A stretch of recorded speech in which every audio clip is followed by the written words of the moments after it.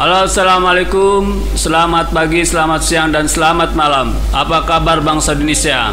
Pada kali ini kita akan ngobrol tentang apakah kisru Demokrat selama ini adalah strategi politik tingkat tinggi SBY. Kami akan memulai diskusi ini dengan beberapa premis. Diharapkan dari premis-premis ini lalu bisa dibuat sebuah kesimpulan. Premis pertama soal kemampuan politik SBY. Kami kira SBY adalah salah satu politisi tersukses di Indonesia. Jika kesuksesan sebagai politisi diukur dari pencapaian menjadi presiden, maka kesuksesan SBY sejajar dengan kesuksesan Jokowi, sama-sama menjadi presiden Indonesia selama 2 periode. Untuk bisa menjadi presiden Indonesia tidak mudah, apalagi 2 periode berturut-turut. Megawati yang merupakan politisi senior sekaligus ketua umum partai terbesar di Indonesia hanya bisa menjadi presiden 1 periode. Itu pun bukan melalui pilpres terbuka. Yusuf Kala hanya bisa menjadi wakil presiden. Bahkan Amin Rais dan Prabowo tak bisa menjadi wakil presiden apalagi presiden. Kami yakin SBY adalah politisi ulung dengan banyak taktik dan strategi politik yang dikuasainya. Beliau juga mantan jenderal. Pada Pilpres tahun 2004, beliau berhasil menjadi Presiden RI, mengalahkan Megawati selama incumbent. Pada saat itu, Megawati adalah sosok yang sangat berpengaruh. Sementara SBY saat itu cuma seorang menteri bawahan Megawati, yaitu sebagai Menko Polhukam. SBY juga baru memiliki partai yang pertama kali mengikuti pemilihan umum pada tahun 2004 yang hanya meraih suara sebanyak 7,45%. Dari premis ini sepertinya sangat keliru kalau menganggap SBY orang yang lemah, baperan, dan tak punya strategi untuk menyelamatkan partai. Meskipun katanya SBY telah menjadikan Demokrat menjadi partai keluarga Cikeas, kami kira tanpa SBY, Demokrat tidak akan pernah menjadi besar. Dan premis kedua, kondisi Demokrat sedang terpuruk.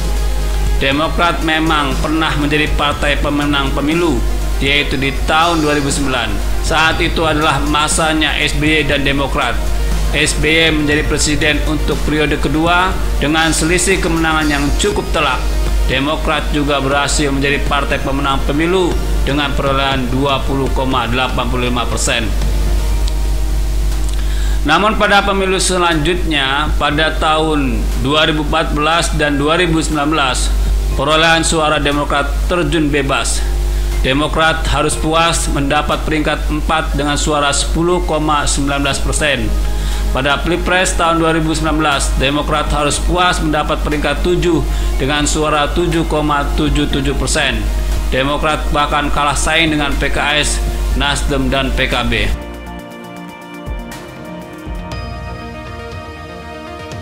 Hal ini tentu saja tidak dibiarkan begitu saja oleh SBY. SBY mungkin sudah tua dan tidak punya kesempatan lagi untuk berkuasa. Namun SBY masih punya Ibas dan AHY. Bagaimanapun SBY tidak ingin Ibas dan AHY gagal berkarir di politik. Salah satu upaya agar Ibas dan AHY tetap bisa survive di politik adalah dengan menyelamatkan Demokrat. Nampaknya upaya SBY yang biasa-biasa saja untuk menyelamatkan Demokrat tidak berhasil. Dengan ditariknya AHY dari dunia militer diharapkan bisa menaikkan suara Demokrat. Namun upaya itu belum berhasil. Suara Demokrat semakin menurun.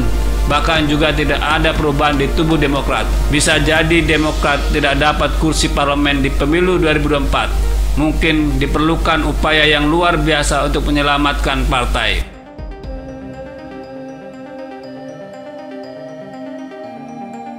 Premis ketiga, Muldoko disebut-sebut orang SBY. Muldoko memang mantan Panglima TNI yang diangkat oleh SBY. Muldoko juga termasuk mantan TNI yang kaya raya. Dibandingkan dengan Megawati, Muldoko lebih punya kedekatan dengan SBY. Saat menjadi kepala KSP, Muldoko disebut-sebut telah membuka pintu gerbang istana untuk bala tentara SBY yang sedang tidak sabaran menunggu di seberang istana. Seperti sulit dipahami ketika Muldoko mau merebut partai dari orang yang telah mengangkat dirinya menjadi Panglima TNI. Apalagi antara SBY dan Muldoko tidak ada masalah pribadi. Untuk apalah Muldoko mau merebut Demokrat dari SBY jika sebelumnya tidak ada masalah apa-apa? Kesimpulannya, kisruh Demokrat, kudeta, KLB, hingga keterlibatan Muldoko bisa jadi kejadian yang sebenarnya, bisa jadi sebuah taktik politik tingkat tinggi SBY. Saat ini memang masih sekedar asumsi, namun akan segera terungkap setelah melihat nasib Demokrat kubu KLB akan kemana. Jika akhirnya kandas, maka asumsi bahwa ini adalah taktik politik tingkat tinggi SBY ada benarnya. Namun jika Demokrat kubu AHY yang akhirnya kandas, maka asumsi ini bisa keliru. Lalu kalau memang ini taktik politik tingkat tinggi SBY, apa manfaatnya untuk Demokrat? Kami kira jika akhirnya Demokrat kubu AHY yang menang, nama AHY akan harum.